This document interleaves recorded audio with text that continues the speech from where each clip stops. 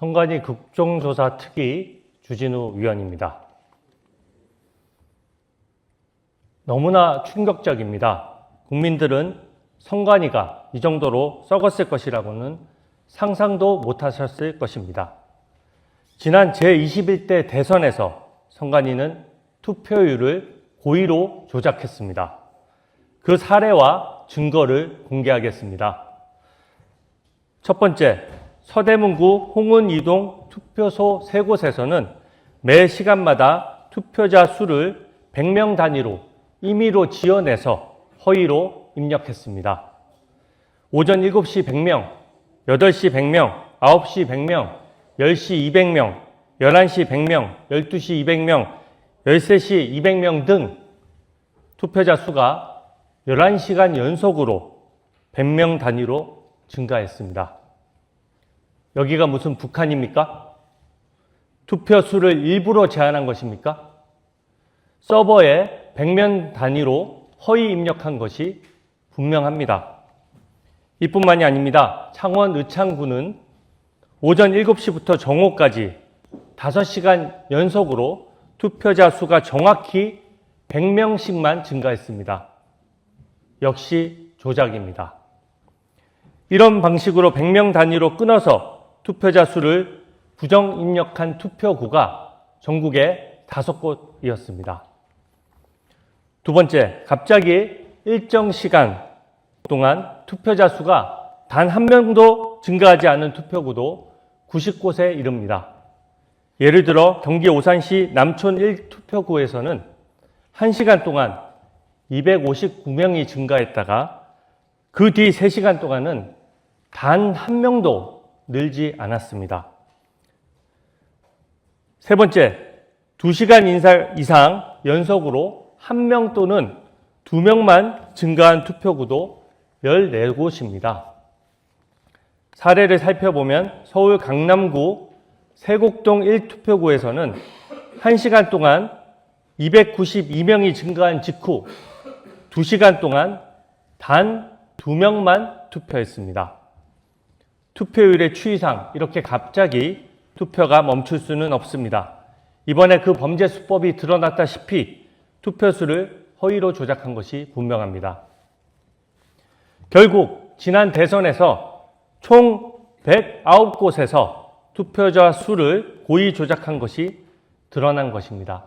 그러나 이것은 빙산의 일각에 불과합니다. 민주당과 선관위는 그동안 부실 선거라고 우기면서 범죄를 은폐하기에 급급했습니다. 문제를 제기하는 국민을 음모론자로 취급해 입을 틀어막았습니다.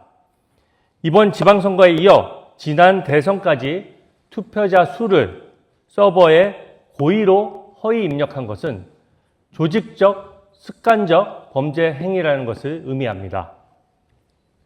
이렇게 선거 부정의 증거가 명백히 드러난 이상 이제부터는 부실 선거라며 축소하려는 사람들이 음모론자입니다.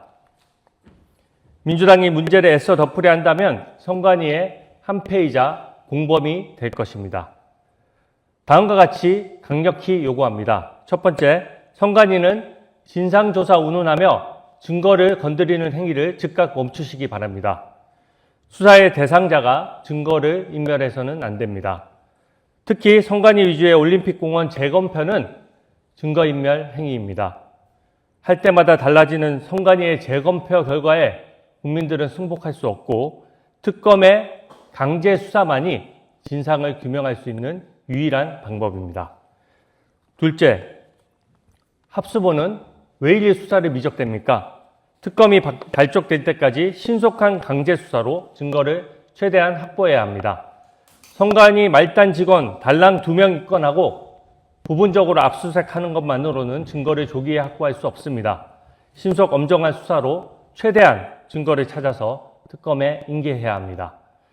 셋째, 법원은 제19 감싸기식 영장 기각을 멈춰야 합니다. 법원은 선관위 직원들의 메신저 내용에 대한 압수영장을 기각했습니다. 말이 됩니까? 법원과 선관위가 사실상 같은 식구이기 때문 아닙니까? 선관위 직원들의 메신저는 사적 프라이버시의 대상이 아니라 공적 감시의 대상입니다. 고의 여부와 지시자를 규명하려면 압수영장 기각으로 수사를 방해해서는 안 될 것입니다. 국정조사 기간이 연장됐습니다. 저는 국조특위위원으로서 이번 지방선거에 한정하지 않고 지난 대선과 총선에서의 선관위의 부정부패도 파헤치겠습니다. 투표자 순원, 유권자의 의사결정에 큰 영향을 미치는 중대한 정보입니다. 그런데 선관위가 이것을 대놓고 조작해 왔습니다.